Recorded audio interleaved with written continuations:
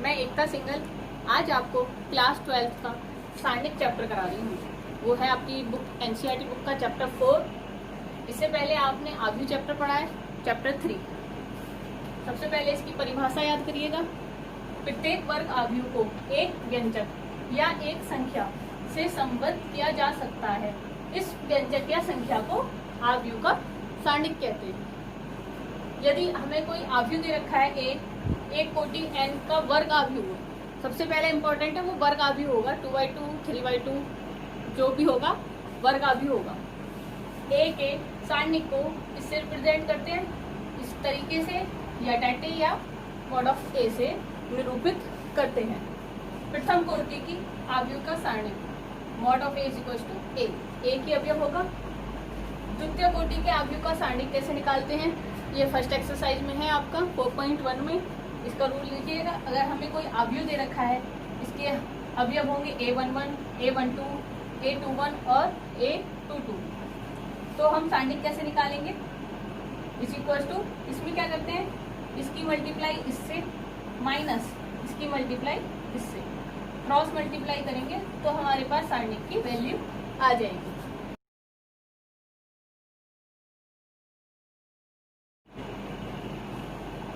Exercise 4.1 का first question 1 है हमारा 2, 4, -1 और 1। ये हमें क्या दे रखा है, ए है हमारा 2, 4, -5, -1। इसके सारणिक का मान बताना है। सारणिक का मान बताने के लिए हमें क्या करना होगा, मॉड ऑफ ए। इसके लिए क्या बताया था मैंने अभी आपको, इनका मल्टीप्लिकेशन। इसकी मल्टीप्लाई इससे करेंगे और इसकी मल्टीप्लाई इससे करेंगे। तो मल्टीप्लाई करेंगे तो 2 की मल्टीप्लाई किससे हुई, -1 से। फिर लिखेंगे -4 मल्टीप्लाई -5। 2 की मल्टीप्लाई 1 से किया तो क्या हो गया, -2। माइनस और माइनस क्या होता है, प्लस। 4 5 जा 20। अब ये प्लस है और माइनस है तो क्या होगा, माइनस। तो कितना आ गया, 18। तो सारणिक का मान कितना आ गया, 18। इसी तरीके से आपके इसके 2 क्वेश्चंस हैं वो आपको करने हैं। जब आप करके देखेंगे और इसी तरीके से अप्लाई करेंगे बहुत आसानी से होंगे।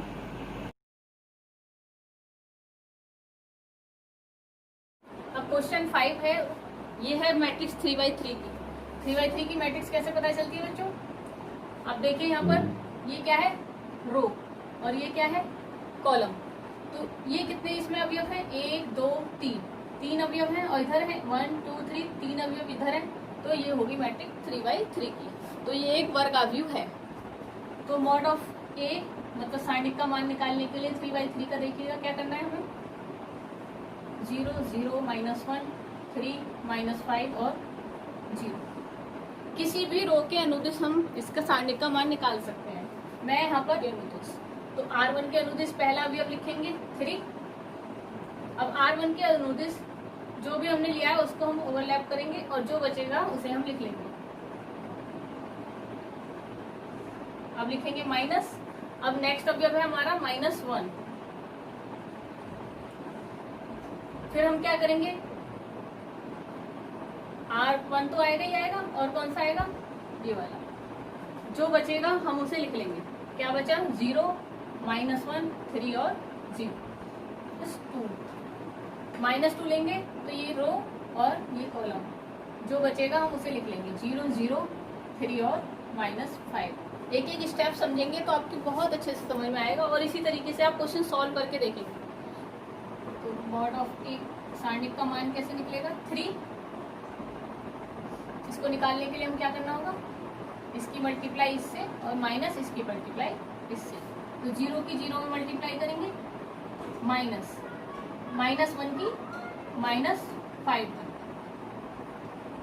यहाँ क्या हो जाएगा, माइनस और माइनस प्लस 1। फिर करेंगे हम इसकी मल्टीप्लाई इससे और इसकी मल्टीप्लाई, तो 0 माइनस -1 माइनस इंटू 3। ये है माइनस और प्लस -2। तो यहाँ क्या हो जाएगा, इसकी मल्टीप्लाई इससे इसकी मल्टीप्लाई इससे, तो 0 -5 -0 मल्टीप्लाई 3।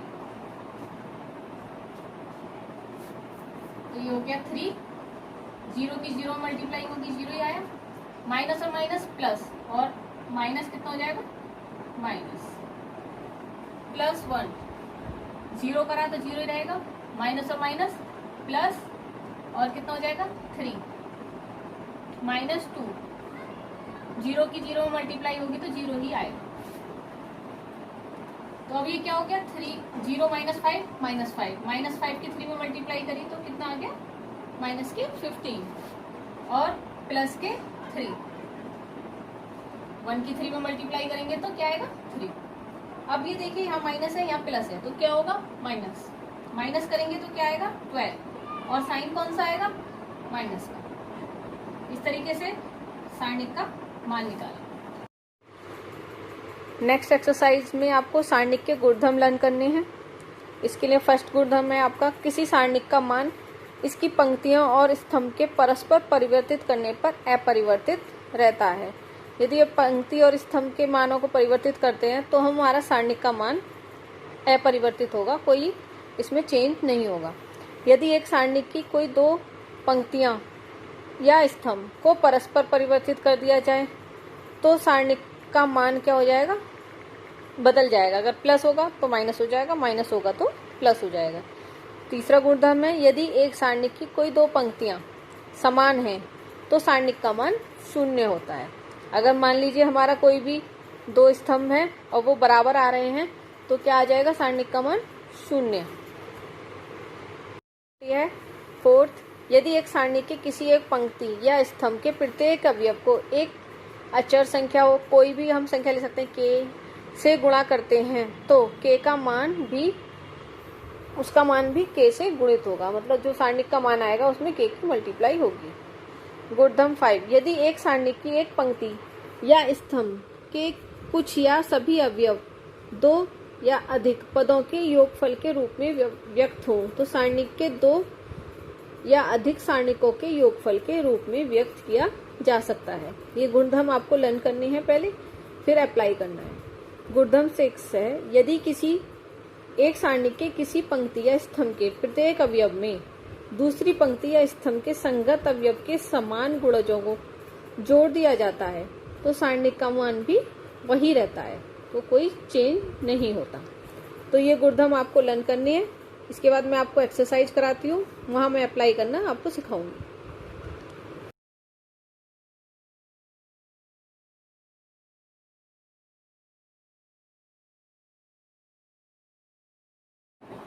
एक्सरसाइज 4.2 का फर्स्ट क्वेश्चन है, फर्स्ट पार्ट। इसमें आपको क्या करना है, सीधे सारणिक का मान नहीं निकालना है, गुणधर्म अप्लाई करने हैं, प्रॉपर्टीज लगानी है, फिर सारणिक का मान निकलेगा।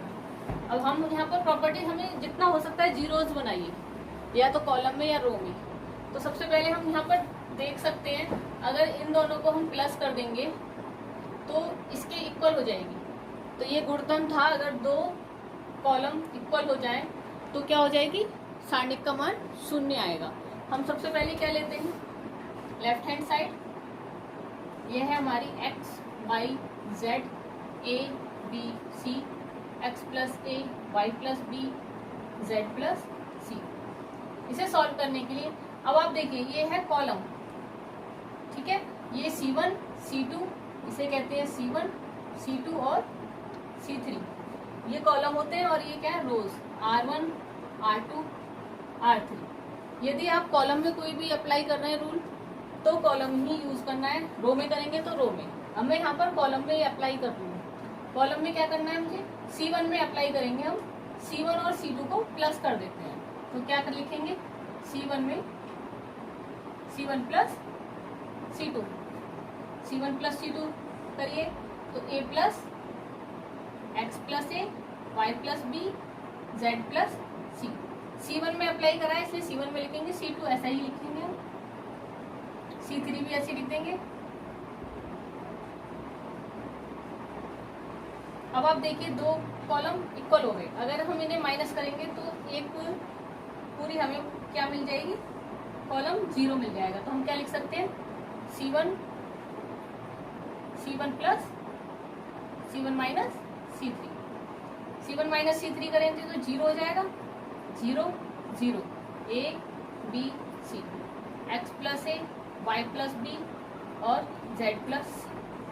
अब प्रॉपर्टी से क्या था, जब किसी भी रो की सारी अवयव क्या आ जाए शून्य होंगे तो उसका मान क्या हो जाएगा, मैट्रिक्स का सारणिक का मान क्या हो जाएगा, शून्य। यही हमें प्रूफ करना था RHS। यही क्या है हमारा RHS। तो हमने क्या प्रूफ कर दिया, LHS is equal to RHS। इस तरीके से आपको और क्वेश्चंस करने हैं, उसमें प्रॉपर्टी यूज करनी है। क्वेश्चन नंबर 3 देखिएगा, नंबर्स का एक बता रही हूँ आपको क्वेश्चन कैसे निकालते हैं। इसमें भी गुणधर्म यूज करने हैं, डायरेक्ट नहीं निकालना है। सबसे पहले हमें सोचना होगा कि अगर हम इसमें कुछ मल्टीप्लाई करके ये हमारा कोई भी एक कॉलम या रो 0 हो जाए, तो सबसे पहले हम क्या लिखेंगे, LHS लेफ्ट हैंड साइड 7, 8, 9, 65, 75 और 86। इसमें हम कौन सा लगा सकते हैं, C3 में अप्लाई कर सकते हैं। C3 में हम क्या अप्लाई कर रहे हैं, C3 हमारा 65। अब आप यहाँ देखिए, अगर हम इसमें 9 की गुणा करें 9 की, तो 9 की मल्टीप्लाई करिए, 9 7 जा 63 और 2 प्लस कर दिया और माइनस करा तो 65 आ जाए। तो हम क्या लिखेंगे, C3 minus C1 minus 9C2। अब इसे सॉल्व कर लीजिए, रफ पे सॉल्व करके देखिएगा। तो हम C1 और C2 को तो ऐसे लिख देंगे, C3 में करना है हमें, तो 65 माइनस C1 कितना है 2 माइनस 9 की गुणा करिए और कितना आ गया 63, 75 माइनस 3, इसमें 9 की मल्टीप्लाई करी तो 72, 86 माइनस 5 माइनस 9 की मल्टीप्लाई करी तो 81। अब इसे सॉल्व कीजिए, इसे ऐसे रखेंगे 7, 8, 9। अब देखिए ये माइनस 65 हो गया, ये 65 तो 0 हो गया, 75 0, 86 और 86 0, तो ये सब हम क्या लिख देंगे 0। अब हमारा प्रत्येक अवयव C3 के क्या है 0, तो हमारा क्या हो जाएगा, मैट्रिक्स का मान भी 0 हो जाएगा। तो mod of A is equal to 0। ये हमारा क्या है RHS, यही हमें प्रूफ करना था, LHS is equal to RHS। Next exercise है हमारी 4.3। इसमें हमें क्या दे रखा है, त्रिभुज के पॉइंट्स दे रखे हैं, बिंदु दे रखे हैं। तो हमें त्रिभुज का क्षेत्रफल सारणिक की सहायता से कैसे निकालते हैं। त्रिभुज का क्षेत्रफल बराबर 1/2 x1 x2 x3 y1 y2 y3 1 1 1। इस तरीके से हम यहाँ पर क्या लिखेंगे, सारे बिंदु लिख लेंगे। बिंदु लिखने के बाद इसमें हम सारणिक की वैल्यू निकाल लें। क्या करेंगे, तो बेटा बीच में कैसे भाग जाती है। त्रिभुज का क्षेत्रफल क्या करना है हमें, त्रिभुज के बिंदु हमें दे रखे होंगे x1 y1 x2 y2 x3 y3। तो हमें सारणिक की सहायता से कैसे निकालते हैं, उसका फॉर्मूला है 1/2 x1 y1 1 x2 y2 1 x3 y3 1। ये फॉर्मूला आपको लर्न करना है। अब इसे अप्लाई कैसे करते हैं ये देखिएगा क्वेश्चन नंबर 1 में। 1 का फर्स्ट पार्ट करा रही हूँ और क्वेश्चंस आपको करके देखनी है, तो आप देखिएगा इसका सॉल्यूशन।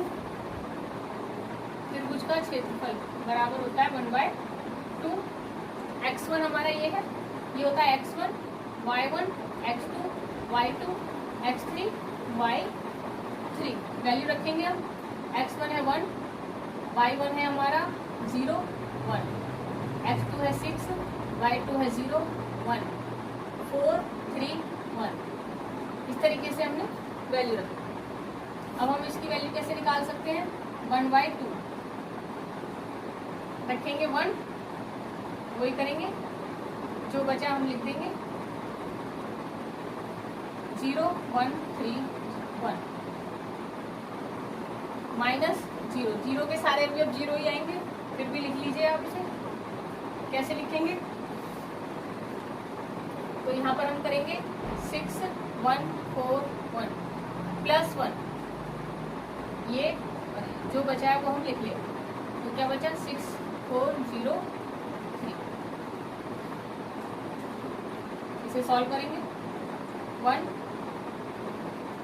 की 0 मल्टीप्लाई करी 0 हो गया, -3 की 1 में करी तो 3 हो गया। माइनस ये पूरा का पूरा 0 हो जाएगा। अब इसमें 6 3 जा 18 माइनस 0 1/2, ये कितना बचा -3 और ये 0 प्लस के 18, तो क्या आ गया हमारा 15/2। ये प्लस है और ये माइनस है, तो माइनस होगा तो क्या आएगा 15 डिवाइड बाई 2 है तो 2। तो सारणी का त्रिभुज का क्षेत्रफल कितना आ गया निकल कर 15/2 वर्ग इकाई। ये जरूर लिखिएगा, इकाई लिखनी जरूरी है, इसकी यूनिट लिखनी जरूरी है।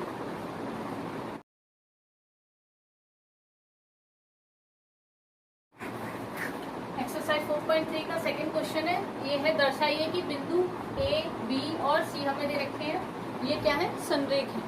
संरेख के लिए हमें क्या करना होगा, जो त्रिभुज का क्षेत्रफल है, त्रिभुज का क्षेत्रफल क्या होता है x1 y1 1 x2 y2 1 x3 y3 1।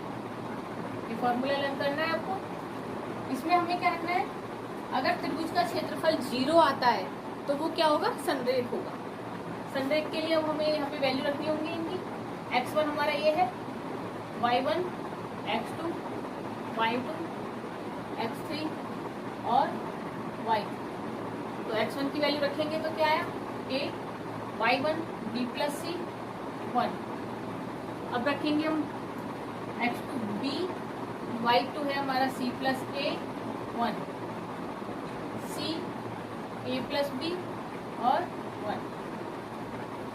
ठीक है, तो हम इसका क्या करेंगे, सारणिक का मान निकालना है उसी तरीके से। तो हम यहाँ पे प्रॉपर्टी भी यूज कर सकते हैं। प्रॉपर्टी यूज करने के लिए हमें यहाँ पर क्या करना होगा, देखिएगा अगर हम ये है C1 C2 C3 कॉलम है, इन दोनों को हम प्लस कर देंगे तो ये सब सेम बन जाएंगे। सेम बनेंगे a plus B a plus B plus C a plus B plus C. तो हम पहले सेम बनाते हैं, तो क्या लिखेंगे C1 में हम अप्लाई कर रहे हैं तो C1 प्लस C2, तो क्या हो गया a प्लस बी प्लस सी। इनको प्लस करा तो ये भी a प्लस बी प्लस सी, इन्हें प्लस करा तो a प्लस बी प्लस सी। क्या बचा, यहाँ पर जो बचा उसे ऐसे लिखेंगे।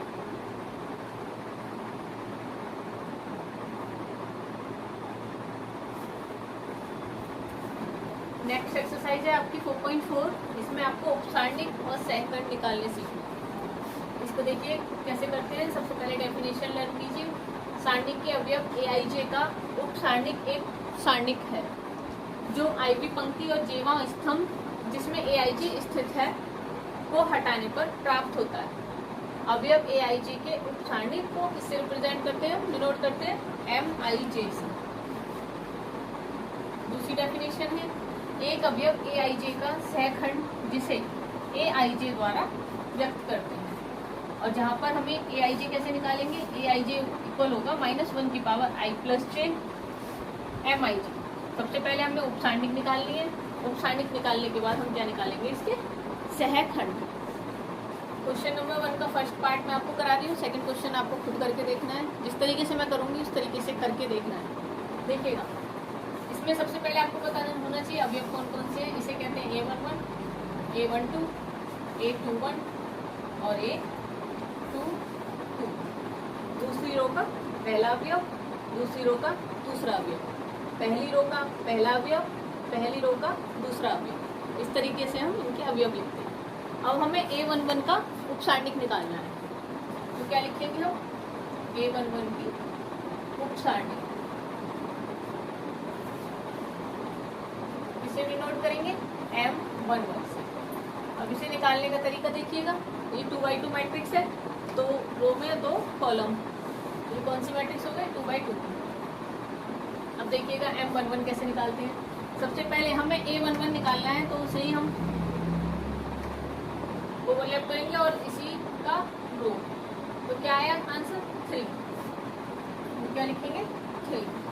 A12 की उपसारणिक निकालनी है, तो कौन सी हो गई, M12। M12 के लिए वही रो और कॉलम, तो क्या बचा 0। तो इसका आंसर आ गया 0। A13 इसकी कौन सी हो गई, A21। A21 की क्या हो गई, M21। M21। M21 के लिए क्या करेंगे, 21 ये है और ये वाला रो, तो क्या आया माइनस के 4। A22 के लिए M22 के लिए देखिएगा कैसे करेंगे। 22 है हमारा ये वाला है और ये, तो क्या आ गया आंसर, जो हमारा बचेगा वो आंसर है। तो क्या है इसका आंसर 2। ये हो गया इसका उपसारणिक। अब आपको निकालना है इसके सहखंड। अब A11 का सहखंड निकालेंगे पहले। A11 का सहखंड निकालने के लिए हमें क्या करना होगा, फॉर्मूला बताया था मैंने, क्या बताया था, Aij इज इक्वल टू -1 की पावर i प्लस जे। फॉर्मूले आपको लर्न करने हैं, Mij, ये फॉर्मूला अप्लाई करेंगे हम यहाँ। तो A11 का सहखंड किससे डिनोट करेंगे, A11 से। तो A11 हो गया, i और j की जगह हमने क्या लिख दिया 1 1, तो -1 की पावर i की वैल्यू भी 1 है और j की भी 1 है, तो 1 + 1 M11। ठीक है, इसी तरीके से निकालेंगे तो क्या आएगा -1 और ये क्या है 1 + 1 2। -1 की अगर हम 2 बार गुणा करेंगे तो क्या आएगा प्लस, तो हम लिखेंगे प्लस का, और M11 हमने ऊपर से निकाला है, इसकी वैल्यू रख देंगे, तो क्या आ गया 3। अब निकालेंगे A12, इसको किससे नोट करते हैं, A12, तो यहाँ आ जाएगा -1 की पावर 1 + 2 M12 माइनस है और ये है पावर 3, तो नेगेटिव आएगा। विषम संख्या होती है तो नेगेटिव आता है और सम संख्या होती है तो पॉजिटिव आएगा, माइनस, और आंसर है इसका 0। A13 का सहखंड निकालेंगे तो A21 का, क्योंकि इसमें 2 ही अवयव है, 2 ही कॉलम है, 2 ही रो है। 21 -1 की पावर 2 + 1 M21, तो इसका भी नेगेटिव आएगा, और M22 है हमारा -4, तो क्या हो जाएगा माइनस और माइनस +4। A22, तो क्या निकालेंगे A22 -1 की पावर 2 + 2 M22, तो क्या हो गया पॉजिटिव, और M22 है हमारा 2। इस तरीके से हम आंसर लिखेंगे कि A11 की उपसारणिक 3, A12 की उपसारणिक 0, A21 की उपसारणिक -4 और A22 की उपसारणिक 2 है। इसी तरीके से उपसारणिक से हम सहखंड, इसी एक्सरसाइज का सेकंड क्वेश्चन का फर्स्ट पार्ट है, वो 2x2 मैट्रिक्स थी, अब ये है 3x3 मैट्रिक्स। ठीक है, इसके लिए हमें सबसे पहले क्या करना होगा, M11, M12, M13 ये सब निकालने हैं, उसके बाद उसके सहखंड निकलेंगे। तो हम क्या निकालेंगे सबसे पहले M11 के लिए क्या करना है, A11 ये मैंने अभी आपको बताया था, एक और बता देती हूँ। A11 है ये, A12, A13, पहला रो पहला अवयव, दूसरा पहला रो दूसरा अवयव, पहला रो तीसरा। इसी तरीके से इन्हें लिख देंगे A21, A22, A23, ये हो जाएगा A31, A32 और A33। ठीक है, ये अवयव है। तो हम निकाल रहे हैं A11 की उपसारणिक।